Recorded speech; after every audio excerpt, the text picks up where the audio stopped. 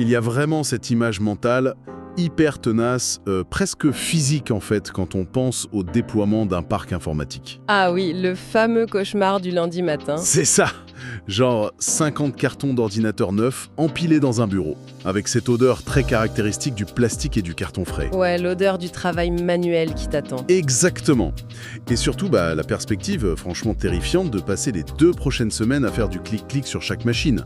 Tu sais, faire suivant, accepter les conditions, installer, redémarrer, configurer le réseau. Enfin, une vraie agonie numérique, quoi. C'est totalement l'ère de l'artisanat informatique. C'est répétitif, c'est manuel et, pour être parfaitement honnête, c'est une source inépuisable d'erreurs humaines. Ah c'est clair, ouais. Une case oubliée par-ci, une mise à jour ratée par-là, et paf, l'uniformité théorique du parc, elle est brisée avant même le premier jour d'utilisation. En tant qu'ingénieur système, c'est le genre de truc qui me rend folle. Et justement, le but de notre plongée d'aujourd'hui, c'est de briser cette image. La mission de cette analyse, c'est vraiment de décrypter le pipeline ultime d'automatisation des infrastructures Windows. Oubliez le mode artisanal pour passer à l'industriel. Voilà. Comment passer de ce cauchemar manuel à une vraie chaîne de montage logiciel? Et le détail qui rend tout ça absolument fascinant, c'est l'idée de tout orchestrer de A à Z depuis des environnements Linux. 0 clic manuel sur les postes Windows. 0! Juste une gestion centralisée, rapide et diablement élégante. Et c'est un changement de paradigme vraiment fondamental en fait. On arrête de traiter les ordinateurs comme des petits animaux de compagnie dont il faut s'occuper individuellement. Ah, j'aime bien cette image. Ouais, pour les traiter plutôt comme un troupeau. On standardise à l'extrême, quoi. Et pour construire cette analyse aujourd'hui, plutôt que de s'appuyer sur une seule source, il a fallu croiser pas mal d'expertises. On va parler de concepts qui sont super bien abordés par des documentations techniques, notamment chez Open Classrooms, Hyperius Backup, et des analyses d'experts chez Red Hat ou RDRIT. Sans oublier les retours du terrain sur Reddit. Ah oui, très important, Reddit pour le côté pratique. Bref, on va voir comment des mondes qui, historiquement, s'ignoraient un peu, comme Linux et Windows, finissent par collaborer. Mais commençons par la fondation absolue. La base de la base. Ouais. Avant d'automatiser des logiciels, il faut bien un système d'exploitation sur ces machines nues. Et mon premier réflexe instinctif, ce serait de dire prenons un disque dur avec Windows parfaitement installé dessus, faisons-en une copie bit pour bit et balançons cette copie sur les 50 autres machines avec un bête câble. Problème réglé, non? Ah là là! Ça, c'est vraiment le réflexe classique. Et c'est exactement le meilleur moyen de provoquer un effondrement total du réseau d'une entreprise. Vraiment? À ce point-là? Ah mais direct! Si on fait un simple copier-coller d'un disque dur Windows, on va droit dans le mur. Et la documentation technique d'outils de sauvegarde comme Hyperius Backup l'explique super bien. En fait, quand un système Windows est installé, il génère un identifiant de sécurité unique, le fameux SID. SID, pour Security Identifier. C'est ça. Et c'est littéralement l'ADN numérique de la machine. D'accord, donc si je comprends bien, si on clone le disque dur à l'identique, on clone aussi cet ADN. Exactement. Et on se retrouve avec 50 machines sur le réseau qui ont exactement la même empreinte génétique. Et ça, c'est un désastre absolu. Surtout si le réseau utilise un annuaire centralisé, genre Active Directory, pour gérer toutes les permissions. Ah oui, il va être perdu l'Active Directory. Complètement perdu. Il va voir arriver 50 clones parfaits. Il ne saura plus du tout à qui il parle. En pratique, les ordinateurs vont se voler leurs connexions respectives, les permissions d'accès aux dossiers vont devenir complètement folles et le système de sécurité va juste s'effondrer. Une vraie catastrophe. Voilà. En gros, tu peux pas avoir des jumeaux parfaits avec le même numéro de sécurité sociale dans la même entreprise. C'est pas possible. Je vois. C'est comme si notre installation Windows de base, notre master, comme on dit, c'était une immense pâte à biscuits. Ok, j'aime bien l'idée. On veut découper 50 biscuits identiques avec un emporte-pièce. Mais il faut s'assurer qu'à la sortie du four, chaque biscuit reçoive son propre code barre, unique au monde, pour la caisse du supermarché. La métaphore est vraiment excellente. Et pour générer ce fameux code barre unique tout en gardant exactement la même recette de base, Windows intègre un outil qui est un peu méconnu du grand public, mais qui est juste vital pour les administrateurs. C'est Sysprep. Sysprep, ouais. Son rôle, en fait, c'est de nettoyer l'identité de la machine avant même de la cloner. Techniquement, on va lancer cet outil avec un argument bien spécifique, c'est le /generalize. D'accord, donc generalize. Ouais. Cette commande, elle va effacer minutieusement le site dont on parlait, supprimer les pilotes matériels qui sont trop spécifiques et globalement remettre tous les compteurs d'identité à zéro. Et il y a aussi ce paramètre dont parlait Doc, le /OBO, non? Loot of Box Experience. Tout à fait. C'est ce qui force le système cloné, lors de son tout premier démarrage, à afficher l'écran d'accueil de configuration initiale. Tu sais, le fameux « Bonjour, préparons votre ordinateur ». Ah ouais, comme si le PC sortait tout juste de l'usine. Voilà, sauf que sous le capot, tous les logiciels métiers de base qu'on avait préparés sur le master sont déjà là. C'est magique. D'accord. Donc, la pâte à biscuits est prête, elle est bien anonymisée grâce à Sysprep, mais on revient à mon problème de logistique de base. Comment on déploie cette énorme image de 50 Go sur 50 machines simultanément, sans utiliser 50 clés USB différentes? Ah, bah c'est là qu'un outil génial entre en scène, Fog Server. F-O-G. Free and Open Source Ghost. C'est ça. Historiquement, Microsoft propose ses propres outils pour faire du déploiement massif, genre WDS ou MDT. Ils sont très puissants, hein, attention, mais ils sont super lourds à mettre en place, ça exige une infrastructure Windows Server complexe derrière. Une usine à gaz, quoi. Un peu, ouais. Fog, à l'inverse, c'est une solution totalement open source et le truc dingue, c'est que ça s'installe sur un simple petit serveur Linux. Son secret, c'est d'utiliser le réseau pur et dur via une technologie qui s'appelle le boot IPXE. Ça, c'est un mécanisme qui m'a toujours fasciné. Tu allumes un ordinateur qui a un disque dur totalement vide, vierge, et pourtant il arrive à démarrer et afficher un menu. Comment la carte réseau de la machine sait-elle où aller chercher ce système de boot ? En fait, c'est une sorte de chorégraphie réseau très très précise. Quand la machine s'allume, sa carte réseau n'a pas encore d'adresse IP. Donc elle va envoyer un message de détresse générale sur tout le réseau. Un broadcast en langage technique. Elle crie à l'aide en gros. C'est ça. Elle crie « Je viens de m'allumer. Qui suis-je et qu'est-ce que je dois faire ?» Et c'est là qu'un service fondamental intervient, le serveur DHCP. Ce serveur va lui répondre « Tiens, voici ton adresse IP temporaire et si tu veux démarrer, va voir ce fichier spécifique qui se trouve sur le serveur Fog. » Ah ouais ? Et ça explique un point crucial qui est souvent mentionné dans les tutoriels d'installation, notamment chez Open Classrooms. Quand on installe Fog sur un petit système Debian, en lançant le script, il te pose une question clé. Il te demande « Voulez-vous que Fog gère le service DHCP ?» Et il est vraiment fortement recommandé de répondre « Oui ». Ouais, c'est ça. Parce que si on laisse le routeur classique de l'entreprise, genre la box internet, gérer le DHCP, il donnera bien une adresse IP à l'ordinateur, mais il sera totalement incapable de lui dire où trouver les fichiers de démarrage Fog sur le réseau. Il manque la moitié de l'info en fait. Exactement. En laissant Fog gérer ce service DHCP, on s'assure que le chemin vers l'image système est parfaitement indiqué. Du coup, la carte réseau télécharge un tout petit microsystème d'exploitation directement dans sa mémoire vive, elle se connecte au serveur Fog et elle commence à aspirer l'image Windows clonée à très grande vitesse. C'est brillant.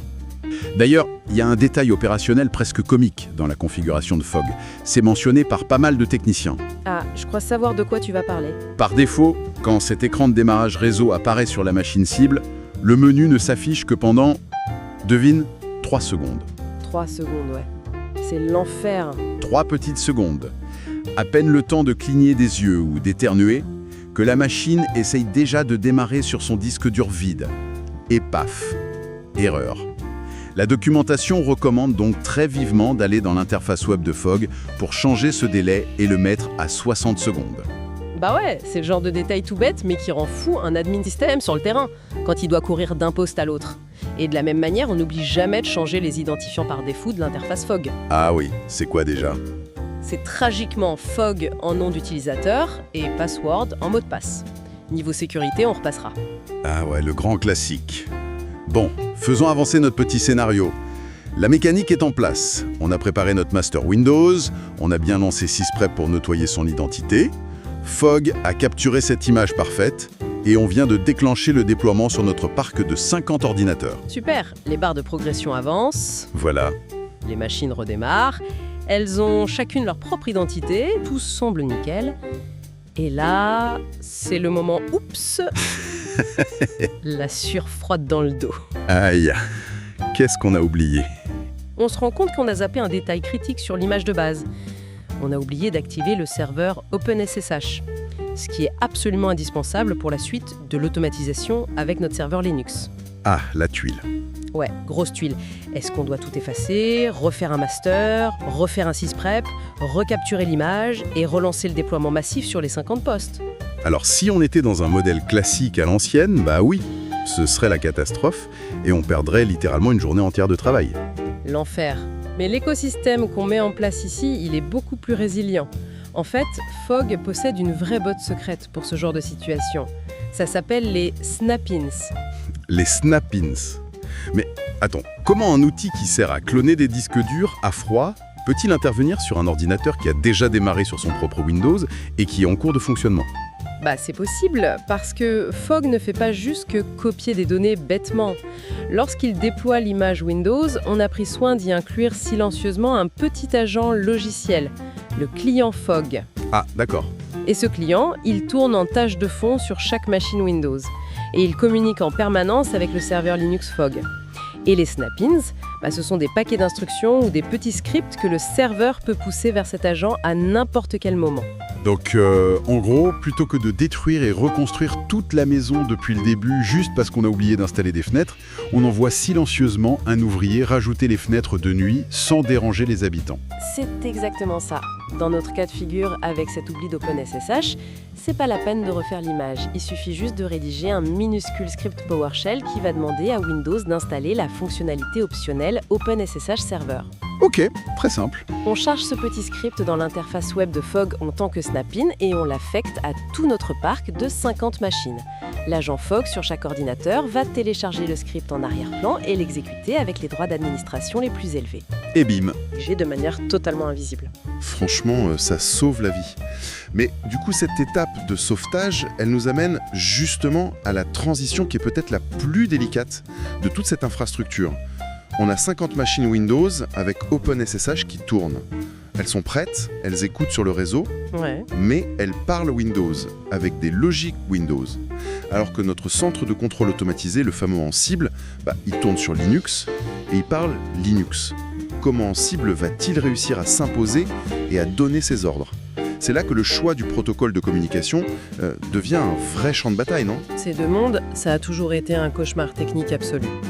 Pendant très longtemps, la seule façon de faire communiquer Ansible avec Windows, c'était d'utiliser le protocole natif de Microsoft, WinRM, pour Windows Remote Management. Et logiquement, n'importe qui pourrait se dire, pourquoi chercher plus loin ? Si WinRM est fabriqué par Microsoft exprès pour gérer Windows, utilisons-le. Pourquoi s'embêter à installer OpenSSH, qui est quand même un outil issu du monde Linux à la base, sur des machines Microsoft ? Alors, des experts en infrastructure, je pense notamment à Stéphane Robert dans ses superbes analyses techniques sur Ansible, ont très largement documenté cette douleur. Parce que oui, c'est une douleur. WinRM, c'est un protocole qui est extrêmement lourd à configurer de manière sécurisée pour de l'automatisation externe. Ah oui ? C'est quoi le souci ? Par défaut, WinRM utilise le port 5985 et il communique en HTTP simple. Ça veut dire que si on utilise une authentification basique pour se connecter, les mots de passe de l'administrateur circulent en clair sur le réseau de l'entreprise. Ah waouh ! Ce qui est une hérésie totale en matière de cybersécurité aujourd'hui. Mais totalement. C'est impensable. Et donc, pour sécuriser WinRM, il faut passer sur un autre port, le 5986, en HTTPS. Mais alors là, ça implique de générer des certificats de sécurité, de les déployer sur toutes les machines cibles, de configurer des écouteurs spécifiques dans la base de registre. Une vraie usine à gaz, encore une fois. C'est ça, c'est super fragile. Un certificat qui expire sans qu'on fasse attention et hop, toute ta chaîne d'automatisation s'écroule silencieusement pendant la nuit. Et ça explique parfaitement pourquoi le monde de l'administration système a poussé un immense soupir de soulagement quand Microsoft a enfin fini par céder à la pression de l'industrie, non ? Parce que depuis Windows 10 et Windows Server 2019, OpenSSH n'est plus un outil externe complexe à bricoler, c'est carrément une fonctionnalité native que Microsoft intègre directement. Et pour Ansible, je t'assure que ça change tout. T'as plus besoin de gérer des certificats complexes ou d'ouvrir des ports exotiques sur le pare-feu. On utilise juste le standard absolu de l'industrie, le port 22. Classique. Ouais. Et la sécurité, elle est assurée par des clés cryptographiques SSH qui sont ultra robustes.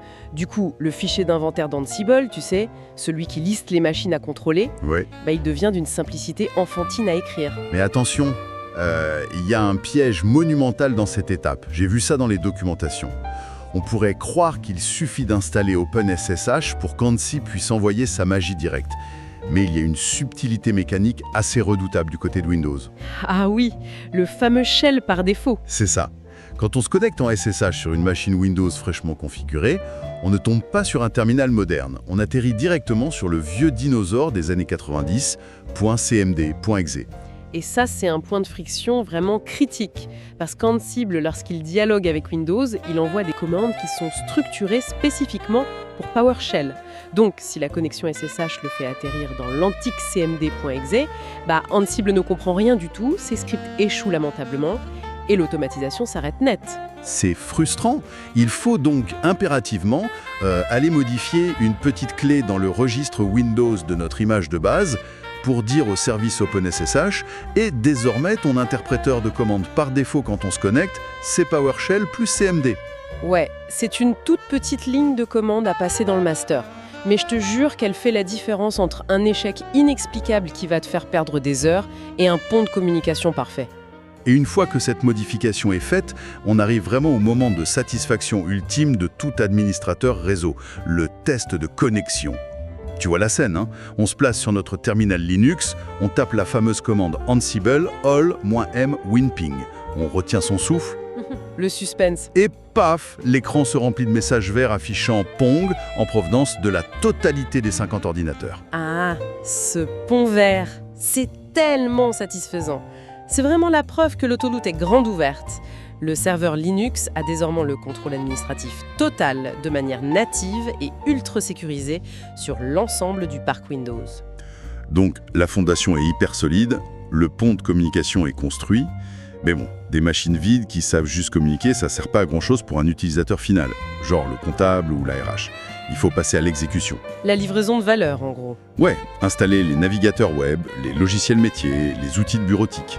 Et c'est là qu'Ansible va déployer toute sa puissance grâce à un concept fondamental qu'il faut absolument qu'on explique, la gestion de paquets sous Windows. C'est un sujet que j'adore parce que dans le monde Linux, installer un logiciel, c'est trivial depuis des décennies. On utilise des gestionnaires de paquets comme apt sur les systèmes Debian ou yum sur Red Hat. Une ligne de commande et hop. C'est ça, on tape une commande, l'outil va lui-même chercher le logiciel sur Internet, il gère toutes les dépendances complexes et il l'installe proprement. Mais sous Windows, historiquement, c'était le chaos total. Oh oui, il fallait naviguer sur des dizaines de sites web douteux. Ouais, chercher le bon bouton download, télécharger des installeurs .exe ou .msi, les exécuter manuellement et cliquer sur suivant 20 fois de suite en priant pour pas installer une barre d'outils bizarre dans le navigateur.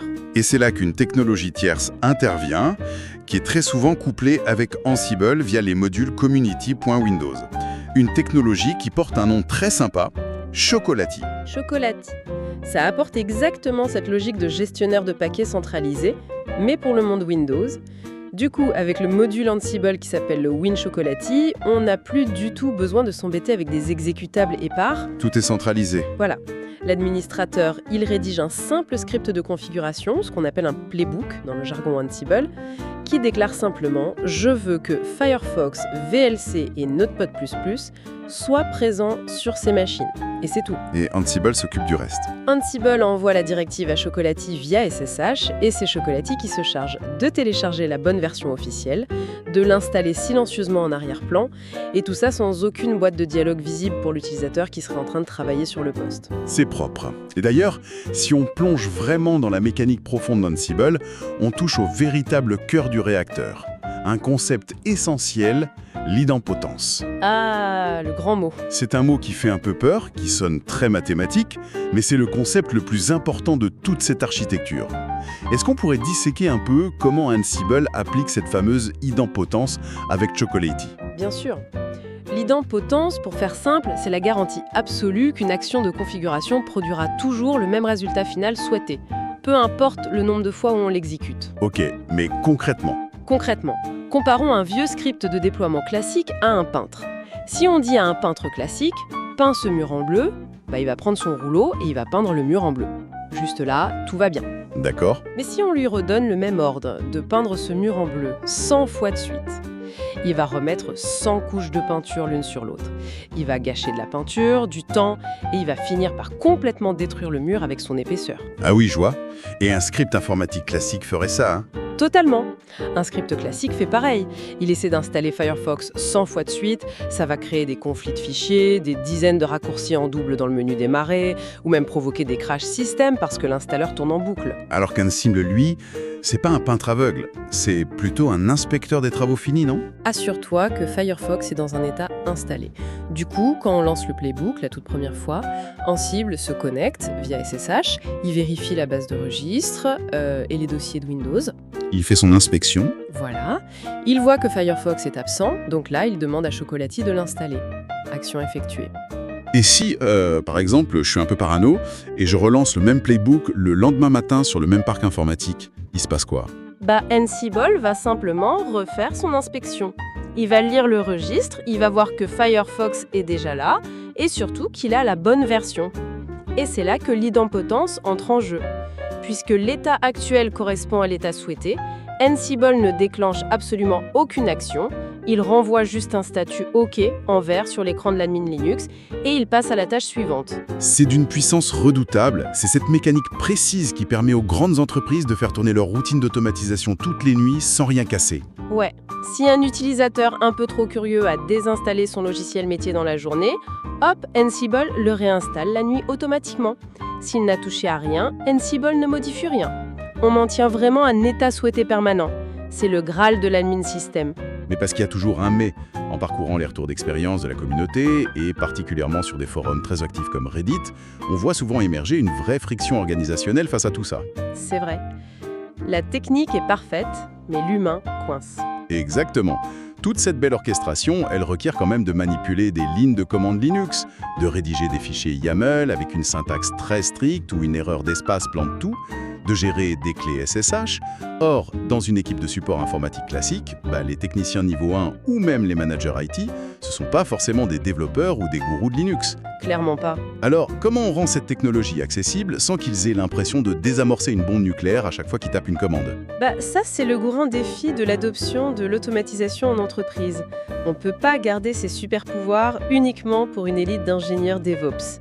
C'est pour ça que la communauté recommande toujours d'ajouter une dernière couche à ce pipeline d'automatisation, une interface graphique web. Une GUI qui vient se poser par-dessus le moteur Ansible. Oui, les discussions sur Reddit mentionnent d'ailleurs très souvent des outils comme AWX, qui est la version open source de Ansible Tower ou encore Rundeck. Mais comment ces outils traduisent cette complexité? En fait, ils fonctionnent comme des orchestrateurs visuels et des traducteurs. L'ingénieur système, celui qui maîtrise le code YAML et l'idempotence, il va continuer de rédiger les playbooks Ansible complexes. C'est son boulot. Mais au lieu de dire aux techniciens de niveau 1 « Tenez, ouvrez un terminal Linux et lancez ces scripts », il va importer ces scripts dans AWX ou Rundeck. Pour le technicien de support qui, mettons, doit déployer tous les outils du département de comptabilité sur un PC fraîchement cloné, l'expérience change du tout au tout. Radicalement. Le technicien, il se connecte juste à une page web sécurisée avec son mot de passe de l'entreprise. Il ne voit aucune ligne de code. Il voit simplement un menu déroulant QR pour choisir le nom de la machine et un gros bouton vert marqué « Déployer le profil comptabilité ». C'est génial! Il clique.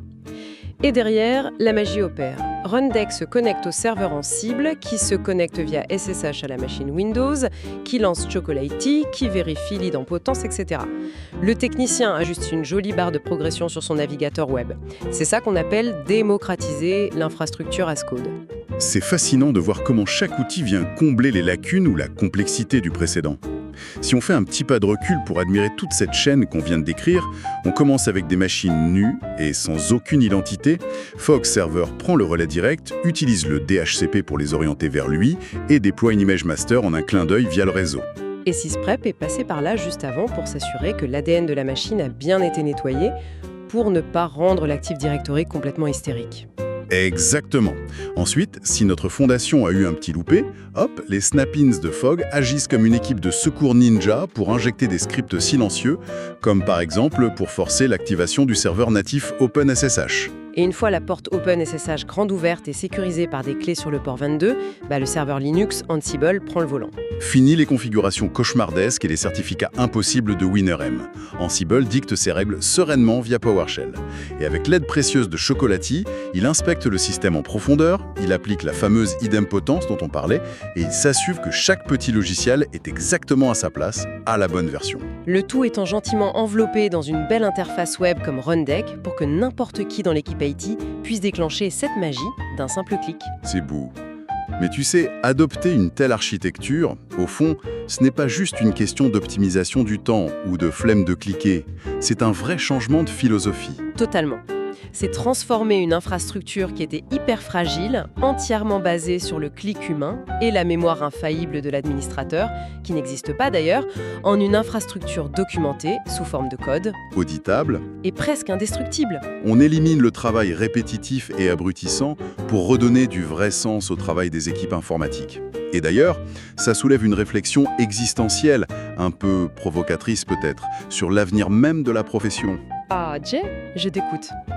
En comprenant vraiment en profondeur comment tous ces outils s'imbriquent les uns dans les autres, on réalise qu'Ansible et Foodfog peuvent prendre une machine qui a été totalement effacée, formatée, et la reconstruire de A à Z avec absolument tous ces logiciels configurés à la perfection, en quoi, une dizaine de minutes.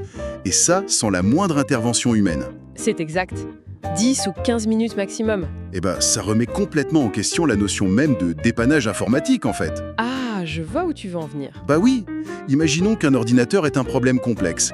Un registre Windows corrompu par une mise à jour, un logiciel métier obscur qui refuse catégoriquement de s'ouvrir, ou un virus hyper tenace.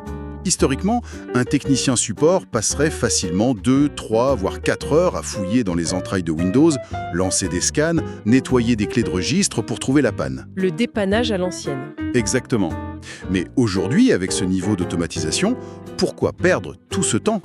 Ne serait-il pas infiniment plus logique et beaucoup plus économique pour l'entreprise de simplement ordonner à Fogg de raser le disque dur et de laisser Ansible reconstruire la machine parfaitement saine pendant que l'utilisateur va juste prendre un café ?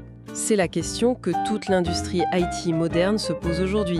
On est clairement en train de glisser d'une culture traditionnelle de la réparation minutieuse vers une culture du jetable et reconstituable, ce qu'on appelle infrastructure immuable. Bien alors, est-ce que ça signifie que le métier classique de technicien support, tu sais, celui qui répare vraiment les ordinateurs à la main avec passion, est voué à disparaître purement et simplement? Est-ce que les administrateurs réseau sont en train de muter, malgré eux, pour devenir de purs développeurs de code d'infrastructure? C'est une question qui donne le vertige. Il y a pas mal de professionnels du secteur en ce moment. Eh bien, c'est une question vertigineuse que je laisse à tous ceux qui nous écoutent. Il y a de quoi y réfléchir à 2 fois la prochaine fois qu'on se surprendra à faire un clic-clic machinal sur un assistant d'installation Windows. Sur ce, merci de nous avoir accompagnés dans cette plongée d'aujourd'hui et à la prochaine pour une nouvelle analyse.